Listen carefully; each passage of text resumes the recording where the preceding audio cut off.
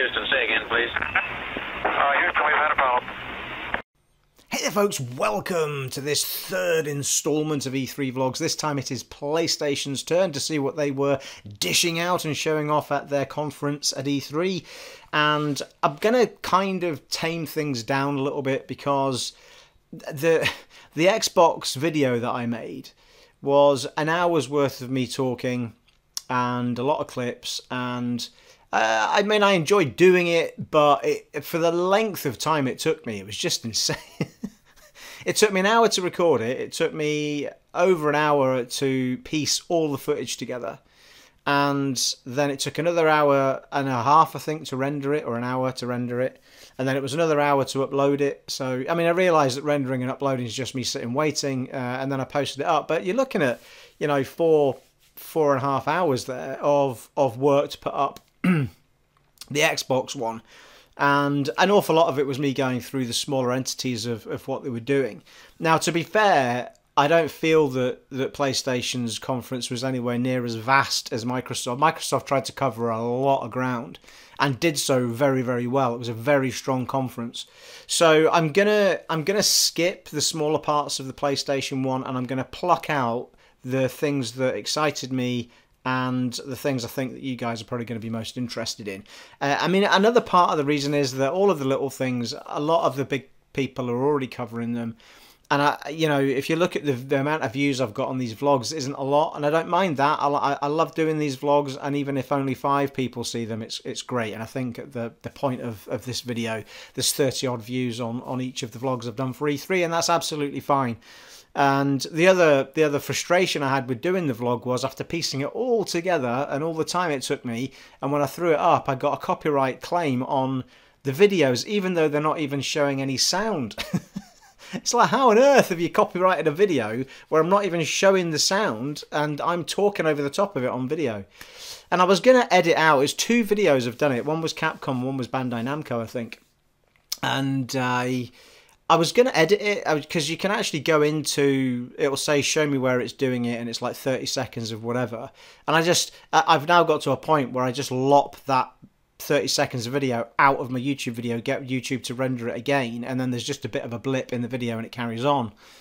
But I thought, you know, I'm actually using it as fair use. I mean, I'm not trying to punt this stuff as my own. I'm not trying to make money off of their video footage.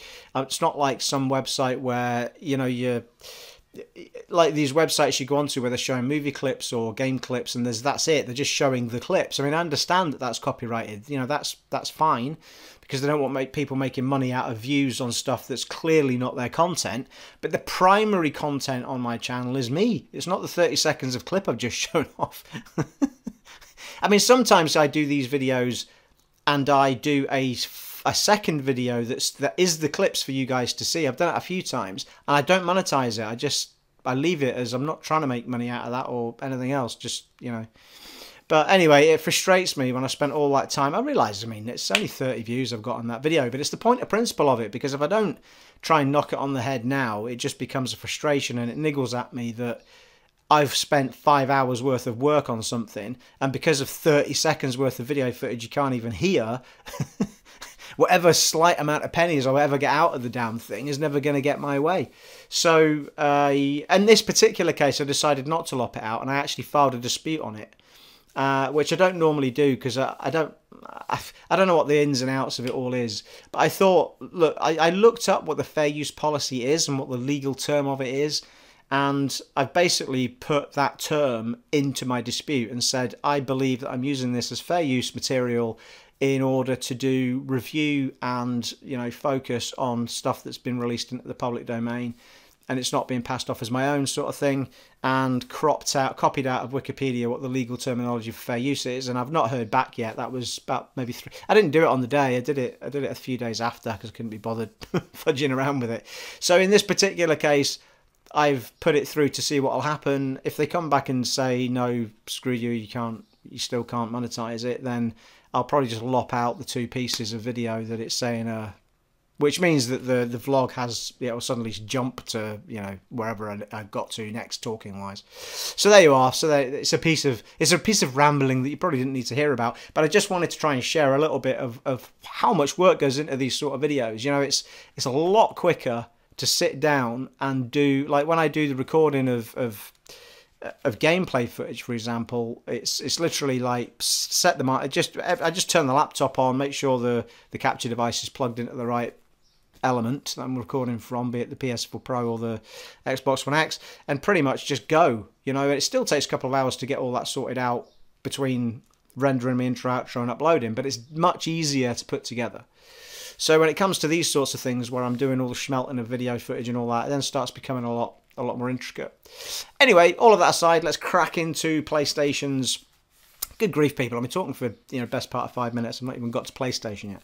So anyway, we're gonna rattle through the key bits that I thought were of interest to me, and I think will be of interest to you. So we kick things off. The very first thing, well, I'll tell you what I'm going to say first and foremost. The PlayStation conference was an absolute mess at the beginning. I mean, it was like they were trying to do something different. I understand that, and the guy said that. He goes, "We don't want to just come here and bombard you with all this stuff." It's like, well, that's kind of why we're here, mate. You know what I mean? We're more than happy to be bombarded with a whole pile of stuff. So stop trying to be clever with your conference and just do what you do, and do it well. And you know, I think the last time they did one, it was a bit weird as well. They started doing weird stuff, and it started off. They got Gustavo on, who did all the music for The Last of Us. And he comes on to the side of the stage where, I mean, literally in the corner of a stage, there's like a stool for him to sit on, and a banjo, I think it was a banjo, and then the microphone that feeds the sound off of the banjo, and he just sat down and started playing the music to The Last of Us.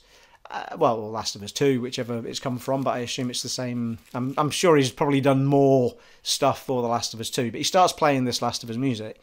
And he sits and he plays through this piece of music for, you know, 5 minutes or so. The thing is, there was nothing to make it special or enhance it. He was literally just sat there, and it wasn't even in the centre of the stage. He was in the corner of the stage. And, I mean, for my liking, that's been done already. Like, they had a whole night to celebrate that music and that game and everything else. And it's fine.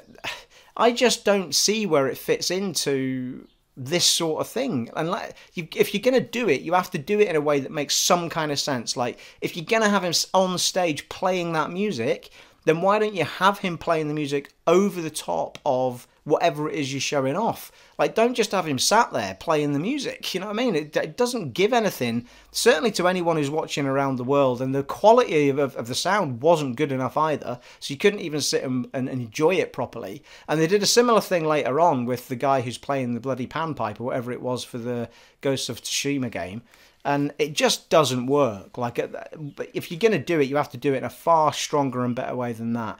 And then all you could hear was like the sound of the audience, like the din of it was just constantly there. Like, normally that's silenced out, and you'll hear cheers and stuff, but you won't hear them talking to each other. And it was just, it was all over the shop. I mean, I don't know what they were attempting to achieve. And then after, I'll talk about The Last of Us in a second, but after The Last of Us clip finishes, which is what happens after Gustavo, it then went into the massive clip of The Last of Us 2. Apologies if you can hear an ice cream van outside. The wonders of living in Britain, people. The sun's come out actually after a cloudy day today, and this ice cream van man's obviously go, oh, get in the van, get loads of kids buying ice creams. So yeah, so after the Last of Us clip, they said, right, we're going for a break now because we're going to move everybody somewhere else. I was like, what? And they then went away to this panel of PlayStation people that they had to talk about little things they wanted to talk about, and the head of PlayStation was sat with them. And he chatted for a bit. So there was about half an hour or so of like them chatting and said, oh, right, we think everyone's sat down now. I think everyone's sat down. We can get... And it was just all over the place. I mean, it was a good job they had the games to show off. Although that said, they didn't have any exclusive stuff that we didn't know about to show off. But the guy was kind of open about that before E3. Now, there was a world premiere of something I certainly hadn't seen before, and I was surprised to see it on their thing, but we'll talk about that in a minute. So anyway, so on to the very first thing that happened after Gustavo had finished his piece. Bless Gustavo, he played the banjo really well, but it sounded awful because the sound quality wasn't great, and they didn't do an awful lot for him to make him look great on stage. So anyway, so that happened, and then the big Last of Us clip came on. Now, it started... it started with I'm going to have it shown behind me. I'm pretty sure it started with a video of Ellie in a bar. We assume this is in the town where they ended up at the end with Joel's brother. And she's much older, obviously. She's, 19, I think they said she was in this one, or thereabouts. So, and this is at a point where things aren't chaotic. So they're obviously having some sort of barn dance sort of thing going on. And there's a romantic vibe going on between... Well, it starts with her talking to her chap at the bar, but there's clearly something between her and this girl that's dancing with other people on the dance floor. So it starts off with that, and it kind of goes into this point where she ends up dancing with the girl, and they're having a conversation about the fact that Ellie's saying, all these boys looking this way shouldn't be worried because I'm just a girl, and obviously, I think at this point she doesn't realise that the girl's into her as well. And she says, "Oh well, I think they should all be really worried if I was them." And then that cue line was then pushed into Ellie in a different time frame, in some war with sneaking around the jungle, as it were, or the woods, and goes into this really kick-ass gameplay section where it's Ellie on her own. Didn't see any partner with her.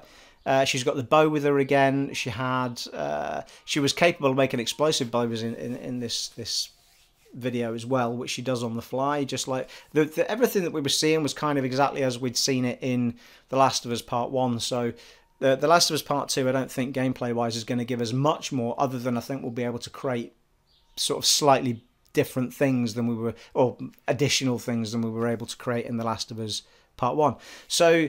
And there was niceties put in there which were really cool. Like they're using the environment much better than we were able to in The Last of Us Part 1. You can sneak under vehicles, for example. You can crouch down in the undergrowth, much like you do in Uncharted now, and Assassin's Creed games have been doing it for years, using the undergrowth to sneak around in. However, they have said that it's unlike those games, as you can be seen depending on where they are elevated as enemies.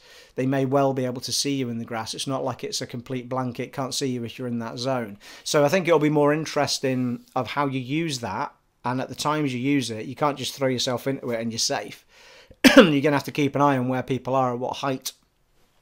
But it was a really difficult level. I mean, when she kept bringing up Ellie kept bringing up the tools to make stuff on the fly. She had hardly anything in her inventory, and there was loads of them. I mean, there must have been at least 15 of them kicking around this area, I think.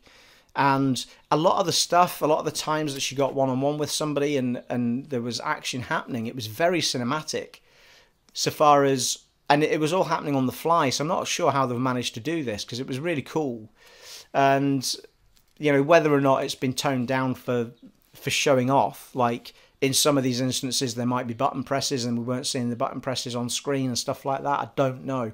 But she started off sort of through the woods and then down into an area where they were all wandering around looking for her.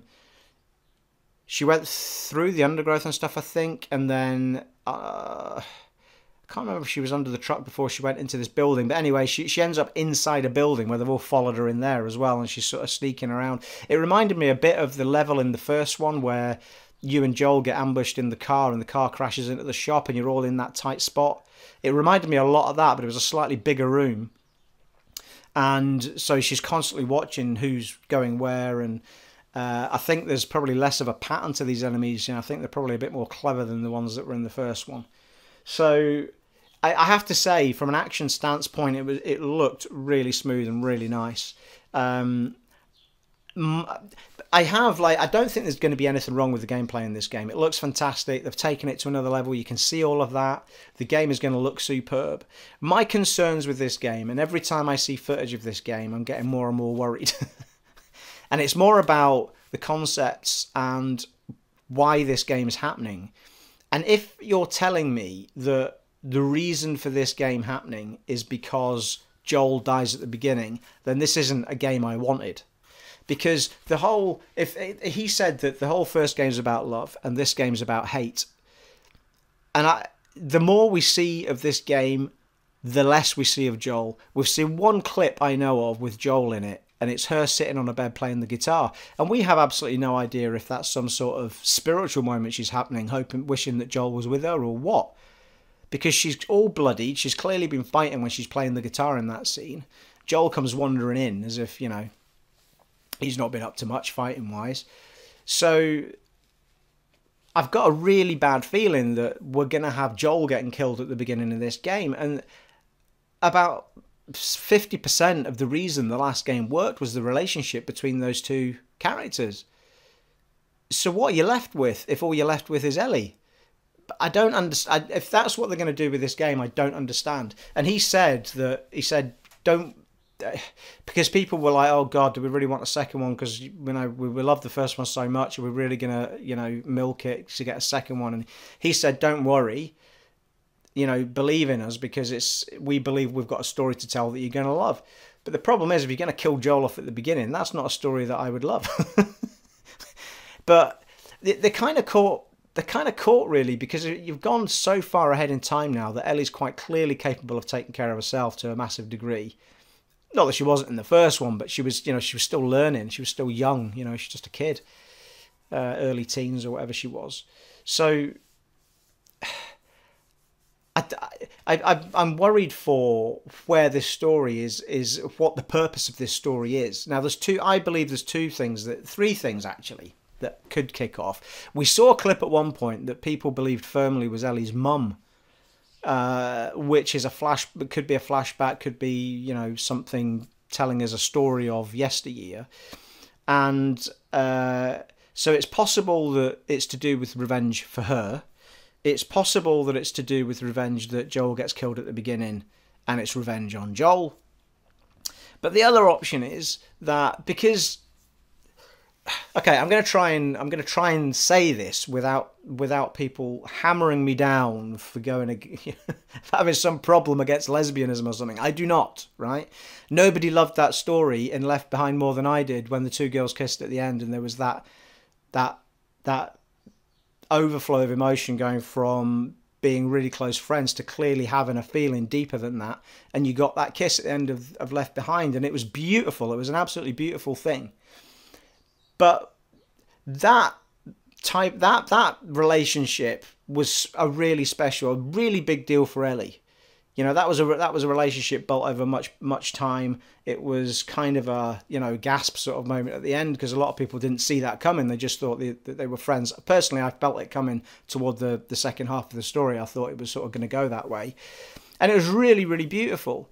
And I just feel like when we got this clip this time, unless there's a specific reason to have that sort of romantic moment on a dance floor with another girl, why was it there? Because there wasn't really any other purpose to it other than, what if she's the one that gets killed then? Is this her falling in love for the second time with another girl, and then something happens to her, and then it becomes that journey of hatred? Because I can't see why that would have been front and foremost in that show off of the game. Because this game isn't about Ellie liking girls, boys, or elephants, you know, or giraffes, as she saw on her journey. It was a deeper story than that in the first one. In fact, the very fact that story of her and her friend was in Left Behind, it was kind of a side story to the main story that we got of Ellie going through this massive journey. So I feel like the only purpose of putting that, not that it's not an important thing, a lesbian relationship or any type of relationship, it's just, why would it be so important to what we're being shown at the minute if it's not integral to the story. Naughty Dog tend not to do stuff in story like that if it's not integral. The relationships you had in Left Behind was an integral part of what happened to Ellie, why she got bit, why she was infected, why she was so emotionally, in so many ways emotionally all over the place. Because she watched the person that she'd fallen in love with dying in front of her from this disease and turning into this creature, waiting for it to happen to her, and it didn't. So there was a massive reason for telling that story other than it just being a little bit of a love story there. And the bond that she had with her. So there has to be a purpose to this scene of them dancing on the dance floor. For me, you know, you can have a relationship with another girl in the game. That's fine, you know, no problem. But for it to be so in the centre of that clip, that's where I'm hoping that that's going to be story-wise, that either something with the mother or something with that girl, something's happened, and that's where the rage starts, that's where the hate starts, and off she goes. Because for me, I'd like it to be that Joel has to pull her back from the abyss of that hatred, because I don't know who else is going to be able to pull her back from that abyss if that's where she ends up. He's the only person that she can rely on to that level, or would listen to at that level for my liking. And, you know, I've talked about this a few times with my son, and he's adamant that he thinks Joel's dying in this game. And it's really concerning me that they're gonna kill him off early, and it's like, or at all. I mean, I just don't think they should. I think why would you kill off a main character from such an important game in the first one? So that's my major concerns with it. But as a game, I'm watching it, and I've rambled on a bit here because the clip was really long. So I've been trying to tell you a bit about my feelings on it so that you can see the whole clip. But as I say, let's get back to all the positives. It looks fantastic. The battle system looks like it's exactly the same. Well, battle system, the way you handle yourself in fighting and creating stuff on the fly, all of this stuff seems to be the same but better and more intricate. They did say that there was a bit more to do with the weapons somewhere. I heard a conversation about that. It doesn't really show it off in that clip, but I think what you do with the weapons at the weapon bench and all that sort of stuff, I think that's slightly more intricate as well. So they've just taken what they had and made it a lot smoother, used the environment a lot better, you know, so you're less restricted in these. And to be fair, you're going to have to, because it looks like they're throwing more enemies at you in these confined areas as well. So everything looks good about it, apart from I'm worried about where they're taking the story. I've got to say, though, the girl that was playing the romantic interest, she came across as really, really good. I don't know who that was. But I loved that piece of acting between the two of them. It was a lovely sentimental moment on the dance floor. And I really hope that that is integral to what is going on in the story. Because not that I want the girl to die, although I'd rather she died than Joel. But for me, why tell that? Why use that as an integral part of showing us what we're seeing if it's not something that really pushes this story forward? Because it's not, Naughty Dog tend not to tell something if it's not important to the time, you know, to what's going on. So for me, that's what I'm hoping. I'm hoping it's to do with that instigating a hate vendetta type thing where she goes off on a rampage trying to hurt the people that have done bad by her, and hopefully Joel will be the force that's trying to pull her back. That would be a better story for me. But I don't know how they're gonna. The whole reason the dynamic worked in the first one was because she was obviously learning and he was the teacher, as it were. You got a bit of time with Ellie on her own, and it was great playing as her. So I'm really looking forward to playing as her. The problem is that who do you put beside her? Because I don't want to play the game on my own. You know what I mean? Like, I know it's her story, but part of the reason I love that game so much is because most of the time you were together and there was conversation all the time. There was a growing connection all the time. You got separated at the right times and brought back together again. And then you had co-companions as well, you know, for quite a bit of the game. They brought other characters in to journey with you. So, yeah, and I don't think that I can recall that we've seen any footage whatsoever of being with somebody else in game. So that's another thing that's slightly concerning me, but I can't imagine that they're just going to have Ellie on her own, because otherwise we're just going to end up with like a slightly more realistic Tomb Raider, and I don't want a slightly more realistic Tomb Raider. I don't want just a girl running around with a bow and on her own. some vendetta. I want some meat and bones in the middle as to when we're travelling.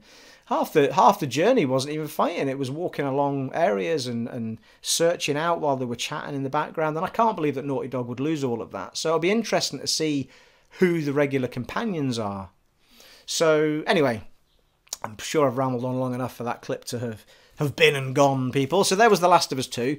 I'm still really looking forward to it-ish. Although I've got a lot of slight concerns, but Naughty Dog I'm going to say Naughty Dog haven't let me down. To be fair, I'm still not sold on Uncharted 4 at all. It's a beautiful looking game. It's got some great action in it, but that game didn't flow well for me at all from beginning to end. It had far too much The Last of Us influence in it, and for me, it could have been pulled back a lot and made a lot tighter. And it kind of had lost a bit of its fun as well, a little bit. So for me, 3 is still my favourite, and I tried to play it again. I played the Lost Legacy recently, and I loved Lost Legacy. I got really into it, and much as though you were in the same area all the time, well, pretty much. I absolutely adored that game. The relationship between the two female characters was fantastic. There was some great action set pieces. The acting was brilliant. There was some great gameplay stuff. There was a thing you could find if you found all of these particular things. You found a bracelet that would buzz every time you were near an artifact that you could pick up. It was really cool, and I actually loved. I enjoyed that game more than I enjoyed Uncharted 4. Which I was really surprised about, and I think it's because it was tighter and it was driven. It was driven all the way through, at a beginning, a middle, and an end. I mean, the Uncharted 4 had about 4 beginnings, about 5 endings. It just didn't it was trying to do too much in that game for me, and there's too many areas where I'm just like, I'm just not enjoying it. I don't know why. For a lot of it, I don't know why. There's some beautiful stuff in it. The underwater scene at the beginning is fantastic, and there's some great pirate sections. I think the whole shoehorning in a brother and stuff just didn't work for me at all at any level. I think it took away from the bond with Sully and Helena, and they could. I was gutted that the English guy didn't come back in it. What was his name? Forgetting his name now. Obviously, the woman was back in it. The one from Lost Legacy that I'm now forgetting the name of. So yeah, I mean, I would have rather had those two back as a twosome and just had a massive pirate adventure with them. But anyway, there you are. So I think that feeds into my slight concerns about The Last of Us. So we'll see. I mean, I say it's still a great game, Uncharted 4, but it's not for me anywhere near the other 3. Well, at least 2 and 3. So the next big thing was, they said they weren't going to show off Days Gone, but they did. They didn't talk about it. They just showed off a big trailer for it, which looked fantastic. I'm really looking forward to that game. It's kind of like The Last of Us on speed, isn't it? It's kind of the same thing, but you've got a motorbike, and instead of sneaking around trying to take enemies out on the quiet, you're literally just bombarding them with bullets as you've got a horde. I was watching some horde gameplay, and there were tons of them coming at you. I mean, it looks really good fun, that game. I'm hoping it lives up to expectation. I think the danger with it is going to be whether or not we connect with the character and the world and everything in between. Story, obviously, we want to be good. I mean, is it a story of trying to get rid of this disease, or is it literally a story of trying to survive in this world and it is the way it is and we can't fix it? Because, a big part of The Last of Us was her trying to get to these people to find a cure and blah. And that could still feed into future games. So it'd be interesting to see if they're going to do anything with that, because you're basically just a biker guy and, try to survive in the world and make deals with the people. And I think you try and help folk out. You're a bounty hunter, aren't you? Trying to find folk, I think. So, yeah, so it's going to be interesting to see. But from all the gameplay I've seen, you can be quite sneaky if you want to be. That the more they show it off, they are showing off the horde and you blasting and blowing. You can literally blow anything up that's around you, or, use tight gaps to try. Because if the horde's coming at you, it will follow you pretty tightly. So if you go through like a container that's got the door half shut and you run through that, it does slow them down and give you more time to have a quick look around, blow stuff up, take some of them out. I mean, we were looking at that clip. I was looking at that clip after the event, That's probably if I can find that clip, I might throw that up instead of the one that we saw at the actual event itself, because they did show off at some point. They were talking over it, saying, "Oh, this is the Horde." I think it was after the event, and they were talking about this is the Horde. I don't know. I can't remember if they said this is the Horde mode or whether this is the Horde in the game. So it'll be interesting to see how much of that you get in the game, depending on where you are. But they did say that the whole world's just full of danger. If you go out at night, it's a different danger than at day. You know, if you're loud, obviously you're going to get, like any zombie type game, although they're not zombies. You can be heard and things will just suddenly appear. Lots of different weather cycles and all sorts of stuff that can do you damage. There's traps laid around everywhere. So there's loads of things that you've got to come to terms with in that world and deal with.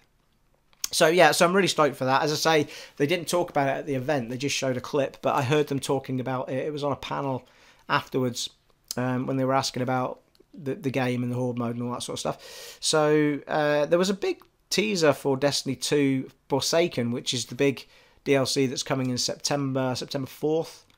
There was no date given for Last of Us Part 2, by the way, or day. No, Days Gone's got a date, hasn't it? Forgetting what it is. Is it February? I think it's February.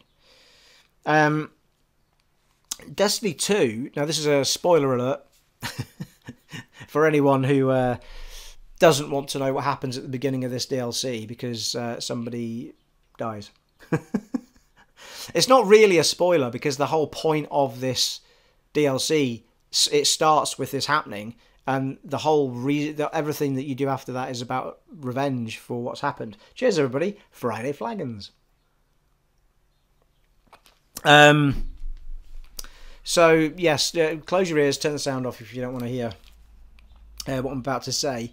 But basically, they are the beginning of the DLC. They kill off Cade, who is one of the three main characters that you deal with at the tower. And in the story, Nathan Fillion plays the voice of that. And yeah, so he's killed off at the beginning, and then the whole story is about revenge for that. But it's in, I think they've got new enemies in it. They've got it is of the ilk of Taken King, where you've got a whole new enemy to deal with. And it's starting to sound a lot more like I might be interested in getting back into it if that's the case. For everything they were showing and saying, it did look pretty cool, because they were looking at what's happened to the Awoken, was it, and the Fallen and stuff since the Taken King. So it's almost following on from that for those that we haven't seen or dealt with since. I'm pretty sure one of the people in the clip was the brother of the leader of those people. There's a massive ship explosion there in one of the cutscenes, and she gets, well, you think she's died, but she may not well be dead. So this may well be a DLC that gets me interested in it again. So it was quite nice hearing them talk about that, actually, because it made me download it again, because I've already bought all the DLC up to that point, but I kind of fell out of love with it.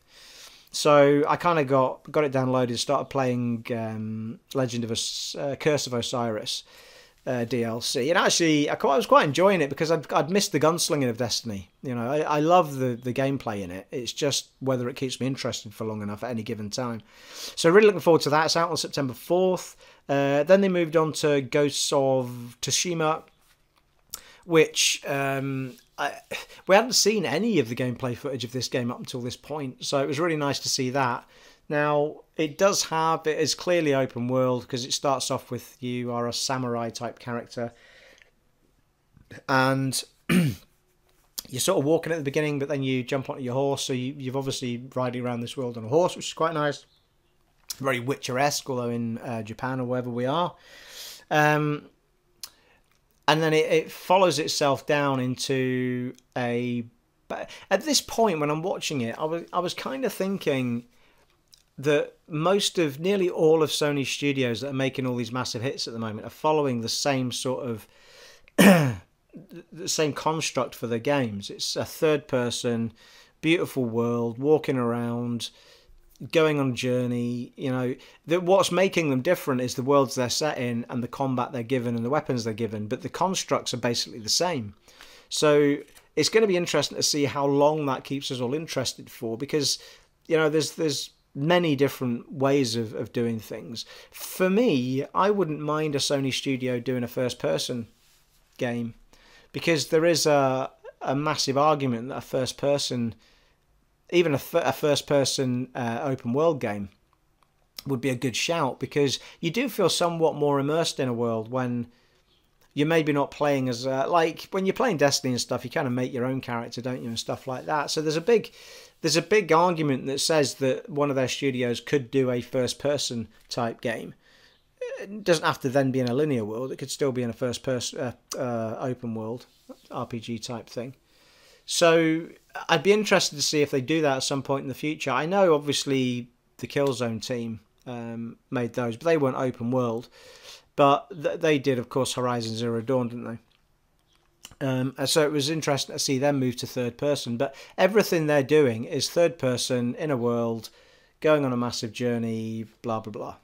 So I'm kind of... When I started watching this clip of Ghost of Tsushima, I was like, well, are they going to all start being a bit sort of samey because we're doing the same thing? But what is making the difference is the weapons, the combat, the world. So as we went into it, there was a phone vibrating. There's we write down, but when we got into the battle of it, I thought actually no, they've done all right, because it's a lot more sort of unlike maybe God of War, say you're a lot more light on your feet and you're jumping up on all sorts of rooftops, crashing through the roof. The weapons and the sort of samurai fighting was really cool. I wasn't quite sure how the sword. There's a scene at the end where he fights with the woman that was actually helping you at the beginning, and they're sword fighting.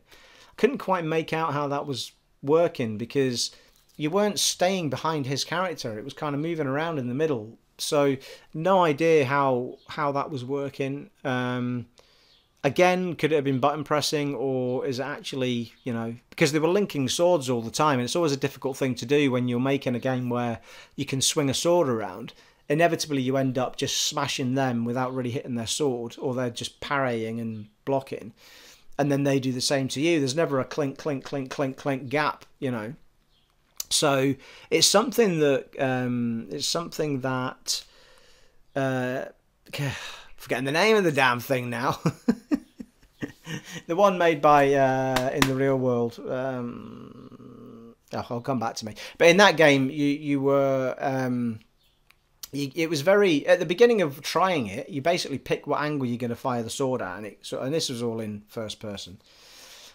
And for me, it was actually the most realistic type of sword fight. But that was the whole point of what they did. They actually went into medieval type sword fighting and got how they did it and how they linked swords and all this sort of stuff. And then eventually you find a gap and you get a jab in and slice them and stuff. And I thought that was probably the most realistic fight. You can't do. It's the only people I've seen doing that. Everything else I've seen doing that, it's always just like try and find a way through the parry and then bang. So, or you just smash them, and the health bar goes down, and then they suddenly start moving around and smash you. So there's never really a clinking and a coming together as such, almost in a duel type way. So yeah, so it'd be interesting. I have no idea how they were doing that sword fight, where they were sort of just the two of them were head to head and just going around. So we'll see how that all works out. But it did look fantastic. The set pieces looked amazing, and then the massive army coming toward them at the end. I think they've got a lot of. I think there's a lot of good going to come from that game. I don't see any of these first party studio games from Sony doing badly at all. They all look absolutely fantastic.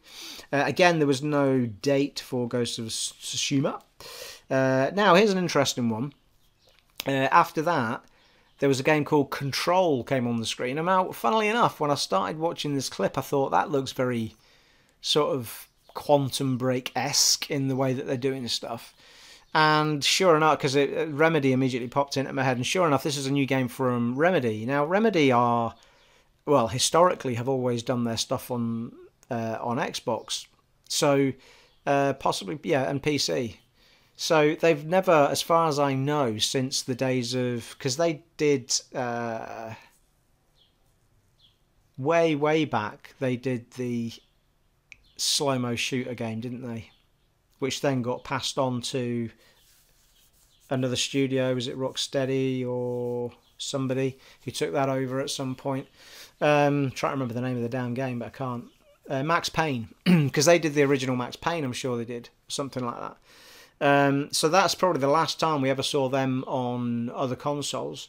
So, and this wasn't shown off on the Microsoft event at all. So it was really interesting to see this pitch up on a Sony stage. But it looked absolutely awesome. It looked like almost like Wizards shit going on, but in modern day, which was quite cool. Because you were in some sort of facility, and you going up in a lift, but you see the gun. The gun keeps sort of moving. The barrel keeps moving in and out of itself a little bit, and then you end up sort of heading out into this sort of walkway area, and the girl, I think it was a girl, yeah, she flies up into the air and starts moving stuff about and shooting, and it looked really cool, I have to say.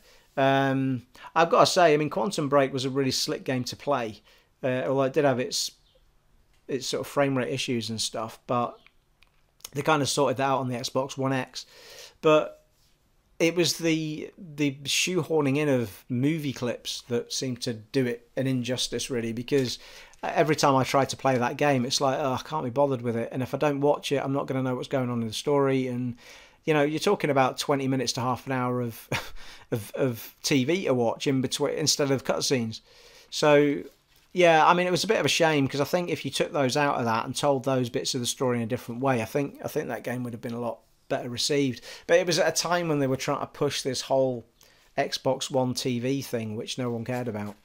So yeah. So anyway, it was really, really interesting to see that on the Sony stage, has to be said. And I was really stoked for that. So I'm really looking forward to seeing what comes of that. There was no date given for it. I mean, it's there. I loved the Alan Wake games. Alan Wake, and we were still waiting for Alan Wake 2 as well, which we're not sure is ever going to happen, but they still hold rights to it. We got American Nightmare, which was kind of a follow-up to it, but it wasn't a proper story follow-up. And that Alan Wake was just such a cool, slick game to play. Really, really dark, but really, really, really slick and cool. So after Control came a Resident Evil 2 trailer, which got a huge woo. Again, this isn't a Sony thing. I think this is cross-platform. And it got a date as well. But yeah, they've remade Resident Evil 2. This isn't a remaster like they did with Resi 1. This is a proper remake of Resi 2. So it's over the shoulder. You've got the new way of shooting and all that, like you do with the modern games. From what people were saying after the event, they said that it is a really good balance of that and the puzzles and the everything that made the old ones good, you know, and horror-like. So they are trying to keep that horror, but give you more of the Resi 4 type style thing. It looked really slick. I mean, for me, I have this recollection of walking out into Raccoon City with police cars everywhere, you know, dead bodies everywhere, and I'm pretty sure it's Leon comes walking out and there's just everything everywhere. And you got that whole vibe from it. Now, its launch date was January 25th, 2019, which isn't that far away. You're only talking about half a year, aren't you, really? So I was really, really surprised it was coming that quickly, because I'd only heard that it was happening within the last few weeks. So yeah, I'm really stoked for that, because in actual fact, like I actually enjoyed Resi 6, one of the stories in Resi 6, and it's the first story I played, which is the Leon story. It was actually a really dark, good story. And then after that, it just became bizarre. So that story, and the story you can only play after you've played all of the others, which was the Ada Wong story in Resi 6, were actually really, really good. And it was a great looking game. So I'm hoping, like, by redoing Resi 2, that they're going to kind of rein things in a bit again and make it a proper, you know, take all the bells and whistles out. I mean, it was like Gears of War in one part. Fucking dropping massive monsters in from helicopters and everything. I was like, what's going on here? So yeah, so I'm really, really looking forward to that. That'll be a day one purchase for me, I think, in January, Resi 2. Resi 7, I know it got really good reports and reviews, but for me, I just couldn't get into the whole first person thing, so I'm really glad that this is being done in third person. In fact, I've still got Resi 7. I could every time I try and play it, it's like, it just doesn't feel like a Resi game. And what do we have after that? Well, we moved into finally seeing some footage of Death Stranding in game. There's a lot of cutscene stuff. There was it's interesting because he seems to be quite clever with the game, so far as to some degree. I still don't know where the fun factor is in this gameplay. We haven't seen anyone shooting anything. The enemies seem to be more of a sort of darkness that's floating around in a sort of almost a parallel world, if you like, that can come and grab them and take them off. Still no idea what's going on with the story. Still no idea why they're walking around with babies in big bottles. But the babies seem to be able to... I think what's happening is the babies are able to sense where the darkness is. And these things that are over their heads doing all of this machine thing that's over their heads, that I think the baby's connected to that, and that is what is able to sense where the darknesses are, and you can sneak through them. But for me, I'm starting to wonder whether there's any action in this game, because every time it was a lot of walking, there was a lot of climbing, there was more walking, and then there was some more climbing, and there was cutscenes with another character which looked really cool. I mean, everything about it looks great, but I just don't know if it's going to be up my street if there's no touchable enemy to get stuck into or weapons or anything. I just don't know if I'm going to be hooked into a game like that doesn't give me anything like that. So it's going to be interesting to see how what they show us develops. This must be really early on still. I mean, they've only been developing it for a couple of years. But it did look really good. The one thing I did notice is that whenever you walk, you know, like in games when you've got a crevice or something you've got to cross, like a river, you know, and if you're walking over a log or something, like Lara Croft often does, well, there was loads of that going on because you seem to have these massive rucksack things half the time that make you unstable. So every time you went to walk across one of these things, you had to make sure you were, well, I assume whoever was controlling it was making sure you were balanced and all that sort of stuff. So there's all these little sort of sub-game type things going on within the game, which is really clever. I like stuff like that. To some degree, it's a bit disappointing that isn't in Lara Croft anymore. You do walk across logs, but she just kind of does that, and there's no danger of falling off them anymore. As far as I'm aware, I've never fallen off one. But in the old games, you just have to make sure you got the balance right, otherwise you'd fall on a spike.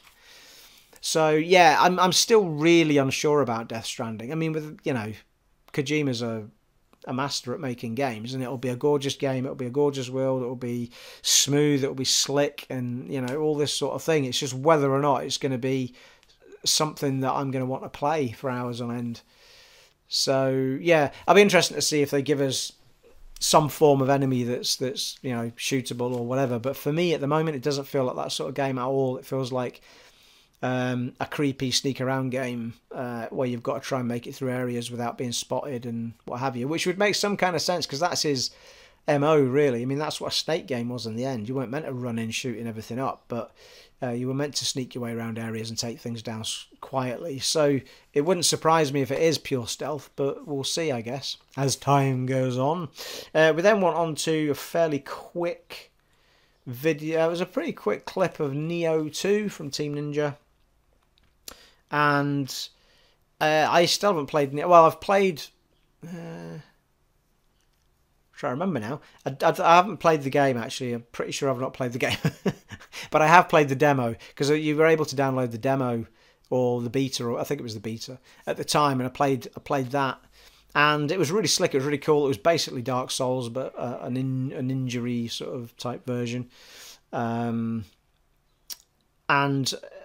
it was tough. It wasn't as open world though. Like you went into an area, you finished the area, then you went to the central map, I think, and then you picked out the next area you go. So you weren't wandering around like an open RPG. Whether that was good, bad, or indifferent, I've no idea. But it got really well received. It got really good reviews. I've no idea where this one's going because I haven't played the other one to see what would be happening with that character at any given moment, what happened at the end or what have you. I have no idea. So, but I'm sure people will be delighted there's another one coming. It will, however, this time need to go head to head with From Software's new game, which is Sariko, something like that. Which is basically Dark Souls set in exactly the same sort of vibe. And it didn't have to go up against that last time. So it's going to be interesting to see if there's any impact on Neo's sales or whether it does anywhere near as well or how it compares directly to a Dark Souls type game. That's going to be really interesting because for me, looking at looking at the new one from Software, I mean, that looked outstandingly good. Really, really impressed with that. So I must play Neo, actually. I've still got Dark Souls 2, Dark Souls 3, Neo, all to play. And in fact, I've now got Dark Souls 1 to... I've never finished the Xbox Back Compat playthrough, but, you know, we got pretty far with it. But I've now got the... As you'll see on the channel, I did one part of it on the remaster as well. So there you are. And then, of course, we finished off with the massive Spider-Man show-off. And Spider-Man's coming out in September, isn't it? So that's the one that's just around the corner. There's nothing short of anything to say about that game other than it looks absolutely spectacular. And I'm going to be really... Because I was interested when I saw the clips the first time. I thought, well, that's the bad guy. He's got glowing eyes. He's in a helicopter. Ooh, all this action going off. And then in this clip, every baddie gets set loose from jail. It was almost like what they do with Batman. Like, suddenly everybody is ever captured is suddenly free. Although, why they keep these people in a prison where they've got their costumes? What's that about? Anyway, so yeah, so it started. You've got this scene with him in a prison, and he's with what I can assume is a female cop, a detective, and she's trying to help out. So she's sort of running through, going, "I'm going to get to the control room. You try and take care of all this lot." They open up the cells, and all the standard prisoners come out. So, like the Batman games, you've got all the bog standard guys to have fisticuffs with. But the battle system does look really slick, I have to say. I mean, it looks amazing. And the way that you can web people on the fly and jump in the air, and, you know, you're lifting them into the air and start kicking them about up there. I love the fact that you can web on the fly, though. It's absolutely outstanding the way. I mean, it's looking amazing. I'm hoping it's as simple to do it as it is to look at it, because if it is simple enough, then it'll just be so much fun to play. And it's so seamless. Like, you go straight from there and you're running up the lift shaft of the prison, and then you're out into the open bay area and you're swinging your way through there, chasing them. He ended up on a rooftop. In fact, he got his ass handed to him in the end. At the end of the clip anyway. So Insomniac have done quite the job by the looks of it on this game. And I don't think this game's going to do anything other than just sell millions of copies, because I think, pretty sure it's going to be okay for at least 12 and up to play. I don't know what the ratings are across the planet on that, but I'm pretty sure it's not going to be a 15. So I'm pretty sure if they've done it right, and thinking of the sales, you're going to be looking at a massive amount of kids sales on that. Not that this matters anyway. Most kids have most games anyway. But if you take into account that it should be suitable for most kids, and then you've got all the adults who want to play. Who doesn't want to play as Spidey? You know what I mean? It's a given. That game's going to do so well. For my liking, I think that game might actually outsell God of War. I don't think you can do much wrong with a character from that universe at all. I realise that Spider-Man isn't connected to the movies and everything at all, which I think is a great thing. I don't think it should be. I think it should stand on its own and do its own thing, just like the Batman's did. And the very fact he's got the white spider on the suit instead of the, whatever it is, black one he normally has, I think it just points that out and says, we're on our own. We're doing our own thing here. And for me, as long as Insomniac are happy making them, I think you'll get at least a trilogy out of Spider-Man games, because I can't see that game doing anything but succeed really well. I'm pretty sure it's going head to head with Red Dead Redemption, because Red Dead Redemption is September as well, I think. So yeah, is it November? No, it's September. I'm pretty sure Red Dead Redemption, Spider-Man, and Tomb Raider, I think they're all out in September. So it's going to be really interesting to see. I mean, Red Dead Redemption's a given that game's going to do so well. So I guess it's just to see. I don't think people would not buy one for the other. They're all so different, all those games. And I think that's probably why Sony left it there. The fact that it's an exclusive, the fact that it's not anything like the others. Same with Tomb Raider. I don't think it matters when they release that game. I think people will buy it. For me, I mean, Red Dead Redemption will always sell a lot of copies. Not sure it's going to beat Grand Theft Auto. I'm not sure that there's enough people in the world that want to play cowboy games. I think Grand Theft Auto lends itself more because of the cars and all that sort of stuff. I think it'll always kind of top Red Dead Redemption. But we'll see, I guess. I mean, the first one was just so good and such a massive hit. I remember playing that game and just being so lost in that world. It was fantastic. Absolutely loved it. So yeah, I mean, all of those games are going to do well, though. I mean, I'm saying not as well as GTA, but GTA is probably the best-selling game ever, isn't it? So, you know, if it's the second best game ever, then I'm sure they're not going to be that worried about it, are they? You know what I mean? Probably still make $1 billion one way or the other. So there you are. That is it, people. That was it for the PlayStation conference. I've tried to keep it shorter, and I've ended up talking for nearly an hour anyway. But I think I've talked about less things for longer because the clips were quite long. So I certainly won't have as many clips to put into this video. Anyway, I hope that's helped people. I hope, well, at least given you my opinion of what I've been seeing and how I'm feeling about the games that are coming up from them. I did take loads of notes on the Bethesda one. Still debating whether or not to do a Bethesda vlog. They had so much. To be honest, I think their conference was probably as long as Sony's and probably had more in it. I mean, there were so many things coming out of the Bethesda one. I tell you what, let's just rattle through, right? I'll quickly rattle through what I noted for the Bethesda. And if I do a proper one, then I do a proper one. If not, we'll not worry about it. But you've got... they started off with Rage 2, which looks absolutely brilliant. I'm really looking forward to seeing that game. It's like an open world. It looked like it was a cross between Bulletstorm and Bioshock almost. The powers you were using and the way you were throwing things around and shooting things, that sort of thing in a sort of post-apocalyptic world. Looked really, really good.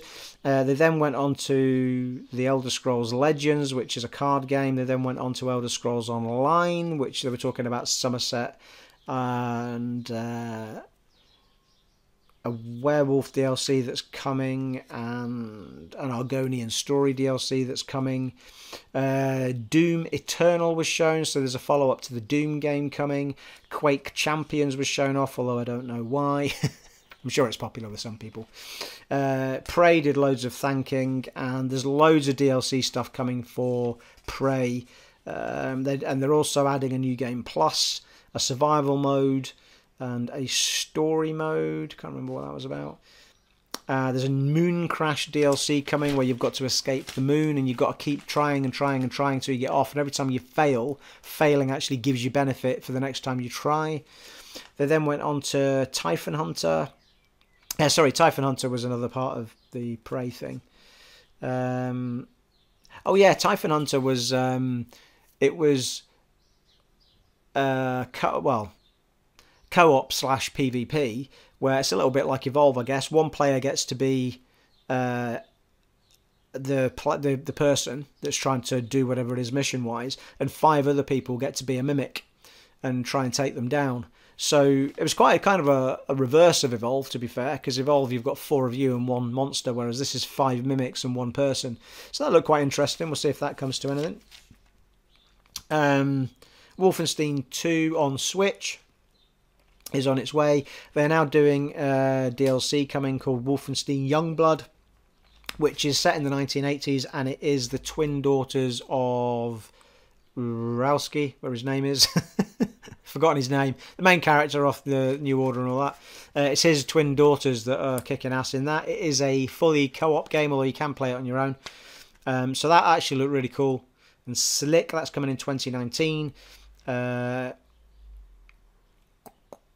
was a Wolfenstein Cyberpilot VR mode punted. Fallout 76 was shown off. There's loads of that later on as well. They just showed him a Skyrim because the guy was on and he was saying everyone just keeps asking him about the next Skyrim, and he said, there you go, here it is, and he threw this thing up, and it was basically a mock that they'd put Skyrim onto the Amazon voice thing. You know, when you say light the room up and blah. So he was trying to play Skyrim through this voice recognition thing. No picture, just through the... It was absolutely hilarious. So it was just a mock thing showing off there. Try and find that on YouTube because it's really, really funny. Skyrim mock. I called it Skyrim mock. Hilarious. But it'll be called something of a similar ilk, Skyrim mock. Fallout 76. 4 times bigger. Based in West Virginia. Mountain Mama. New rendering software. 6 major areas to sort out. all with their own rewards, entirely online was the big reveal. So every person you meet in the game is supposed to, well, no, they did say that it is entirely online, but they didn't want it to become like a bloody theme park. So, you're supposed to be living in a post-apocalyptic world, so you're talking about you won't bump into everybody every 2 minutes. There'll be a certain amount of people allowed within your server area at that time. Some of them might be friendlies, some of them might want to noise you up and fight with you and all this sort of stuff, but it is entirely online. But you can create your own city, you can build anywhere, you can create your own I can't, to be honest, there was some of it I thought, how is that possible though, if someone can, but basically it doesn't matter what you build, someone can come along and destroy it at any given time. You've got to rebuild and blast. It's an ever evolving world, really. You can join friends. You can take your progress wherever you go. So if you join your friends or they come to you or whatever, your progress is always staying with you. Build anywhere, launch nuclear. There's a certain amount of nuclear weapons on every area, and you can go and try and take over the facility and either fire the weapon or just make it safe, I think was the thing. But they showed firing it and destroy. You can decide what area you're going to destroy and stuff like that. That has a massive impact on the world, I assume on whoever's world it was that started it. I don't know how that, but basically it stays there. Whatever you've blown up, that's how it is for the rest of the time. But it gives credence. When you blew something up, like an area up, it seemed to create this sort of radiant rock type stuff that was really cool for doing something with. So there was a kind of a reason for doing it as well. I can't think of anything worse, though, if you're running around building stuff and someone just nukes your area while you're in it. I mean, I don't know what the repercussions of that are. 100% dedicated servers for running the game. There is a beta coming, and you can sign up for it now on their website. Collection. Oh, yeah, they had a collection edition, which has got the helmet, TSI T51 power helmet, I think that says. And it is out on the 14th of November, so it's literally around the corner. Fallout Shelter is coming to the... Well, it's already on. It's on the PS4 and the Switch now, free to play. Elder Scrolls Blades is a new game they're bringing to mobile. It's a first-person RPG that you can play on any device. At the moment, it's just on Android and iPhone, but it will be coming to all devices. It will come to the PS4, it will come to whatever. From what they were saying, I assume that meant Switch as well.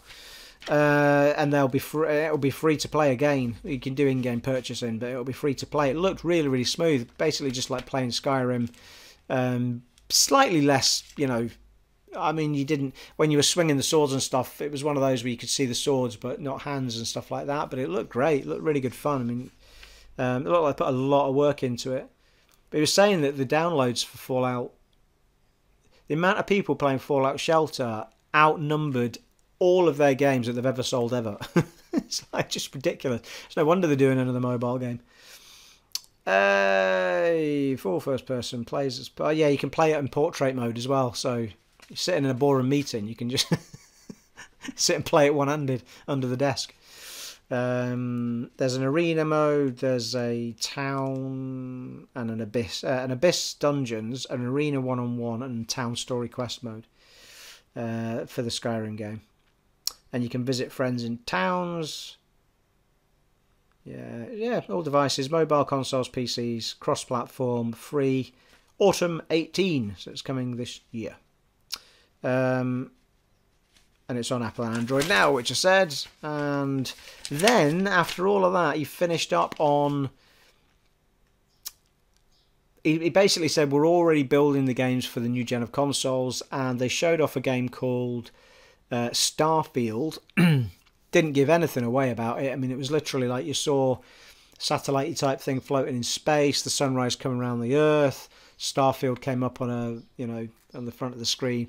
Didn't really show much more than that. Hoping it's kind of an open universe type game, that's gonna, rather than give us a world to play in, give us a universe to play in. Shit, I mean, Starfield in itself says it all, doesn't it? I mean, if you're not living in the stars, what's the point of the title?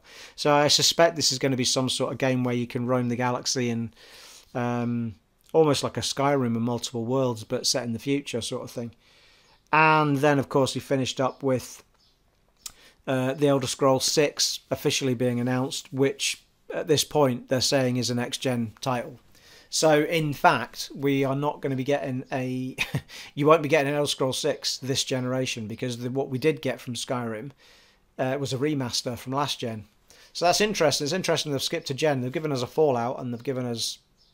You know, so I don't know if that's going to be a...